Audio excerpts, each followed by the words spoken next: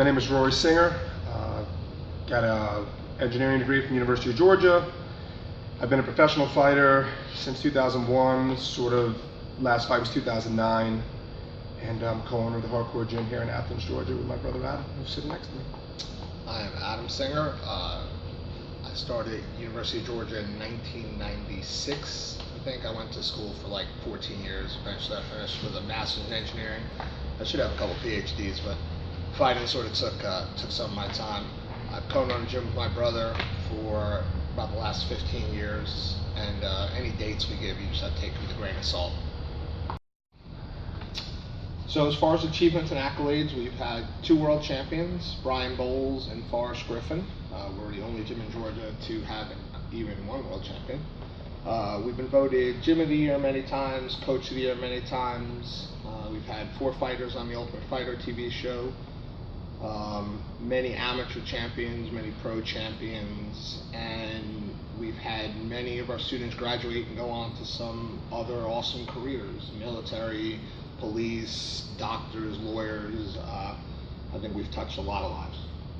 And then most recently we won the Athens Banner Herald Reader's Choice Award for Best Martial Arts Studio for the year 2014. Round 1, fight! I guess it started when I was 11. Adam started teaching me martial arts. We just started, from there, started training martial arts. Basically, it hasn't stopped in some form or fashion. We've been doing something, wrestling in high school and things of that nature, taekwondo, karate, all the jeet kune do. We've done stick and knife fighting, just done a lot of things. And over the course of time and doing all those arts, we both sort of realized around the same time that things were missing. And we didn't like being stuck in sort of like a rule set. We had to do certain things certain ways, and we found a boxing coach and a Muay Thai coach, and we were doing Brazilian Jiu-Jitsu and doing all those things. We sort of just said one day, let's put it together and go fight. And in 2009, we actually both made our amateur debuts. No. 2009? Oh, in 1999. Right. So 1993 is when the first UFC started. Roy and I were training karate together. And every Friday night they used to let us, even though we weren't black belts, they used to let us come spar with them. And we were basically just punching bags to them. And then the UFC comes out and we watch this small guy just beat up all these karate guys, all these bigger guys and stuff by what looked like wrestling at that point. We hadn't trained Brazilian Jiu-Jitsu at that point, so it looked like wrestling. So the next time we went back, we're like, why don't we just tackle all these guys and beat them up on the ground, since we had both wrestled in high school. And I think the important thing about the UFC and seeing mixed martial arts start is it just clicked with us. It was just like, this is what we want to do. Like, we don't want to stand up and punch each other in the chest, we don't want to kick each other in the head, like, we want to do everything. And it just sort of snowballed from there, and the fact that we are so close in age and demeanor and things like that, it was just a natural fit for us to do it together. And the problem was, in the mid-90s, when we were down here, no one was doing this kind of stuff. So if we wanted to do it, we had to teach other people how to do it, and then we could all do it together. And that's basically how we got into coaching and eventually, you know, the gym that we have now. So we started with a small group at the University of Georgia. That's probably 1998, 7. They gave us the wrestling room late. We had like late Tuesday night, late Sunday night, and people would just come through. And we were really working through the ideas of mixed martial arts and starting down the path. Sometimes we would fight in the elevator. Sometimes we would go train on top of the parking deck. Like, we were doing some really crazy stuff back then. Eventually we had a small group, and the university didn't really love what we were doing, so we moved into a very small warehouse right off of 441. And then, you know, about every 3 or 4 years we got bigger and we improved our facilities. We moved across the street and we doubled that location. Eventually we moved to this location. Now we've doubled this location. So it's just been a nice progression for us from very humble beginnings to what we have now. The UFC and the perception of mixed martial arts has certainly gotten better over the years. Just think about the terminology that we use now. We're speaking about a company. It's like saying Xerox for making a copy of something. So people will actually talk about UFC fighting sort of interchangeably with mixed martial arts, where back in the day it was called no holds barred fighting, and it was no rules, and there was they called it human, chicken fighting. I don't know if we can say that on the camera. I think we say human cockfighting. So human cockfighting, and and it's certainly moved far away from that. Now there are still people and there's still detractors and always will be, because it's still a young sport, but it has definitely moved away from that thought process, that mentality, into something that's more mainstream, and it's a $1 billion industry that's spearheaded by the UFC, but there's fights all over the place now. But it's still not legal everywhere. So like we're in Georgia, which is a hotbed of mixed martial arts. It's been a hotbed of mixed martial arts since the late 90s. And so we take for granted, but New York State, still illegal to have mixed martial arts fights. They vote on it all the time, and it keeps being turned down, even though fights at Madison Square Garden would be an amazing event. I mean, I would fly up there in a heartbeat. So even though the perception as a mainstream sport has definitely improved, there are still people that don't necessarily, they're not really educated on the sport, and they still see it as something negative. So that's the main challenge of globalization, is kind of people's perception. Well, globalization is happening regardless. The UFC has fought over the last couple of years in China, they're in Australia this weekend, South America. I mean, they've been everywhere. You fought what? You fought in Ireland? I fought in Ireland, I fought in Japan, I fought obviously in Canada, well, it's North America, but Canada, United States, all up and down the East Coast. There's a TUF show in Mexico right now. South Africa. Right, so I South mean, it's Africa. all over. So globalization is going to happen. There's more stigma maybe in America than there necessarily is outside of America. Round 2. Fight. Forrest Griffin, I fight in the UFC. I kind of just ran out of sports to do. I wasn't good enough to play college football, and I was just looking for something to do, something athletic. And they actually had I was doing some tough man contests, and they actually had a mixed martial arts club, or an NHB club, as it were, at the University of Georgia, which went on to become the hardcore gym. And I just went in there, and I was pretty in good shape. I just beat anybody up, and we started messing around. And this skinny kid crumpled me up, twisted me up, had me like tapping. I didn't even know how to tap. And then this big guy was throwing me around, doing weird stuff to me, just beating the crap out of me. And I was like, man, maybe there's something to this, man. I gotta figure this out,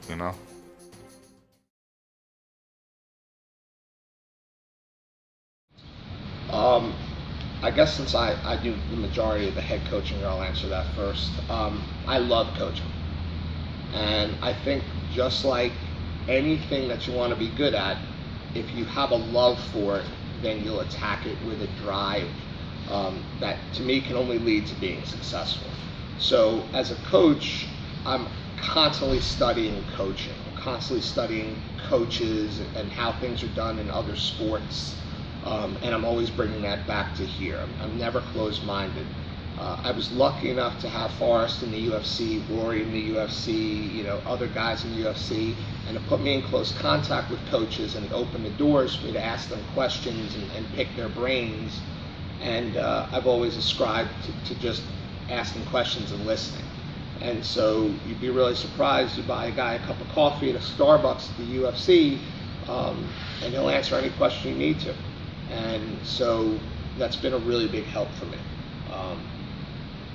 Just my love of coaching and love, of learning. I'm an engineer also. I mean, so I look at everything analytically. I look at everything through a research framework, a scientific framework, and I'm just constantly trying to get better at it.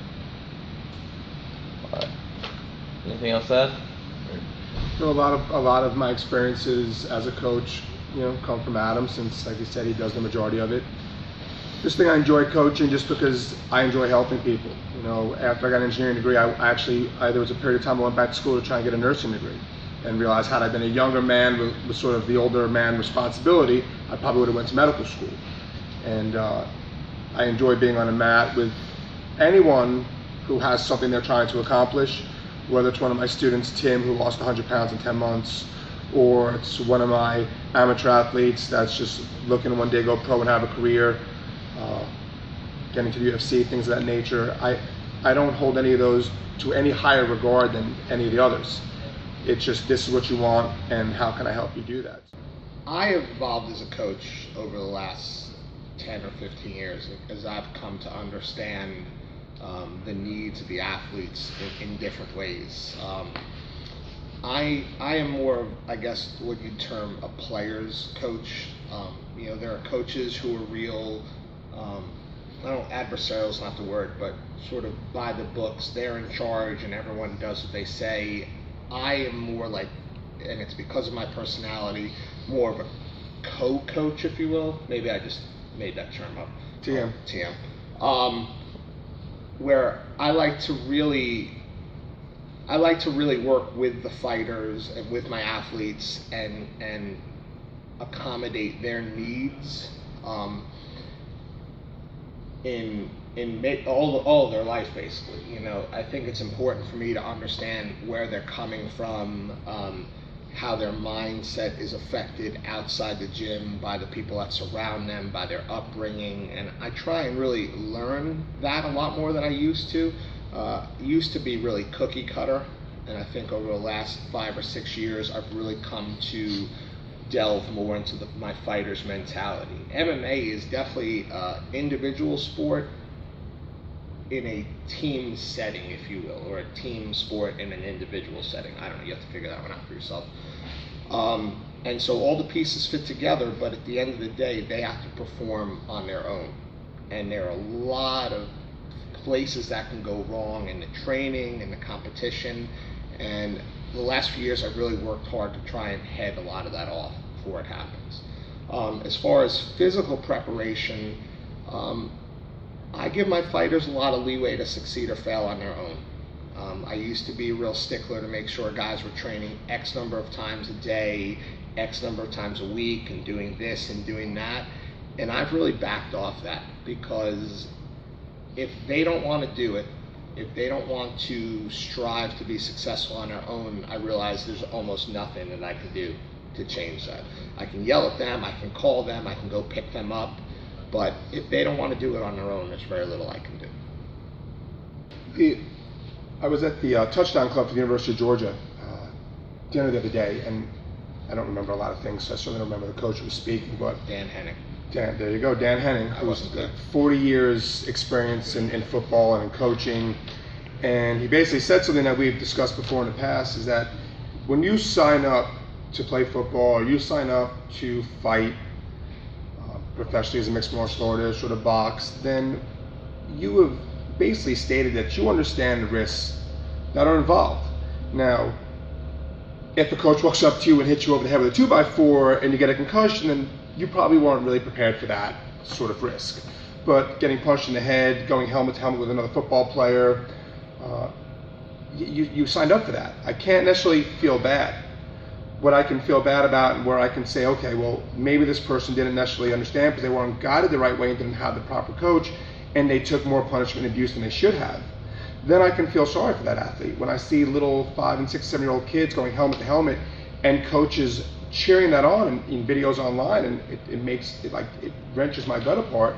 It makes me sick, and I can't even watch it with the sound on because it just visually affects me so much. Those little kids don't necessarily know what they've signed up for. You get into high school, you might still not understand the repercussions of your actions, and if you have a coach that's like that, then again, you might not have understood what you're signing up for. But years and years of football, years and years of playing in college, and then in the NFL, or years of training, even lightly, you're still gonna, one or two are gonna get away every now and again. You're gonna get knocked out in a fight. You're gonna get hit a little too hard in training. You signed up for that. You shouldn't be able to sue for that, in my opinion. Finish him! Alright, so here's my thing about performance-enhancing drugs in the sport. If you can't get rid of them, if you can't assure me that every single person is clean of everything, then it almost seems like a waste of time to test. Now I know that's provocative to say it that way, but the more money an athlete has and the more fame he has, the more access he's going to have to science that the lower level guys are not going to have access to. And that's the thing that worries me. It doesn't worry me that a 35-year-old fighter takes growth hormone to be able to train and continue his career. It doesn't bother me that a 30-year-old fighter is taking testosterone replacement therapy to stay and keep his career going. What bothers me is that there are things that we don't even know about right now at the highest levels of the sport that we can't test for, that we don't know about.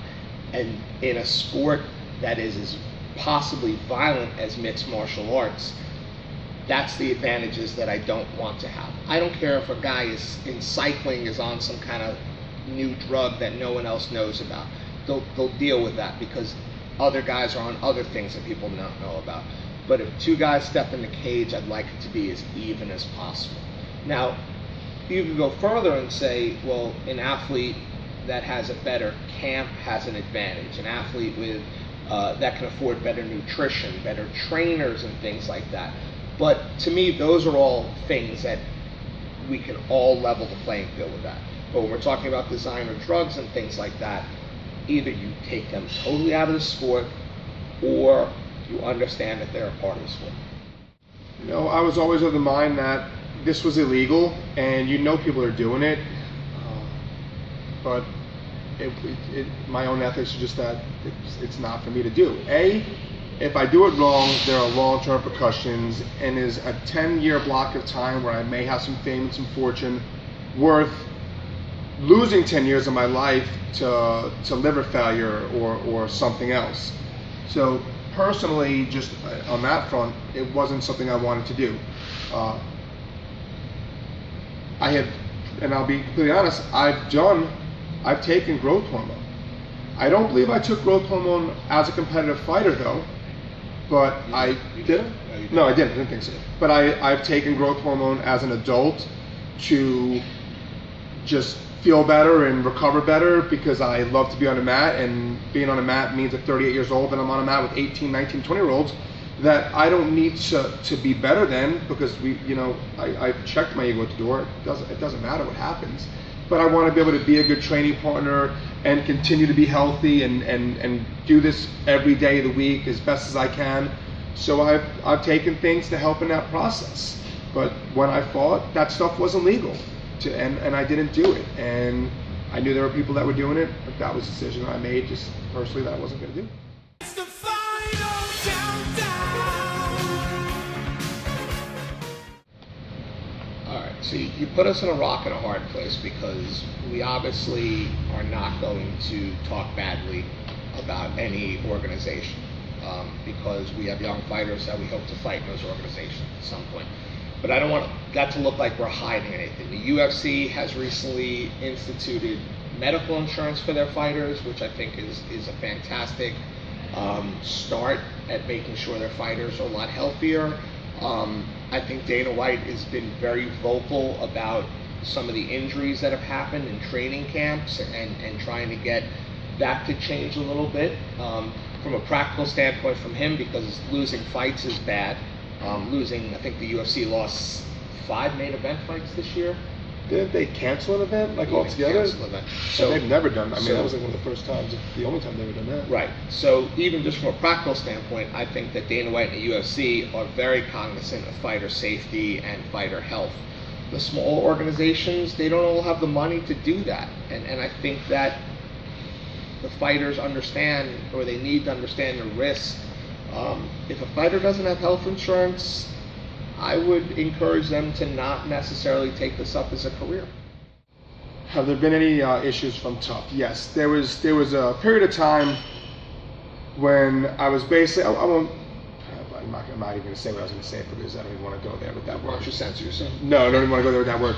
There was a period of time where I definitely felt that I was sort of being mocked or mistreated by some of my teammates or maybe some people on the other team, and not necessarily realizing who it was.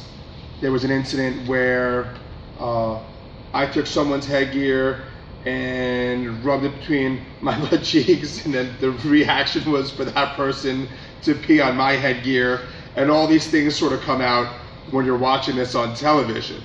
So like, I don't know, that the headgear that I still use to this day That's how well it was made. Was sprinkled on by Ed Herman. You still use that head? Yeah, still got it. That's right. And I don't think that the person who's, I don't even remember, because I can't remember, but I don't remember whose headgear I rubbed in between my cheeks. That person didn't know that happened until they saw it on television. So was that the right way to handle that situation? I don't know. Probably wasn't. But you live in a house with 15 other people for 6 weeks, and you're very much isolated from the real world, and it makes you a little stir crazy, and you make poor decisions. It's the martial arts, in the mixed martial arts, that's really kept us. If this was just a sport, if it was just come in here, practice, and go home like other sports, I don't know if we would have stayed involved the way we have through these years. But it's the martial art, it's the growth of everyone in here that makes it all worthwhile.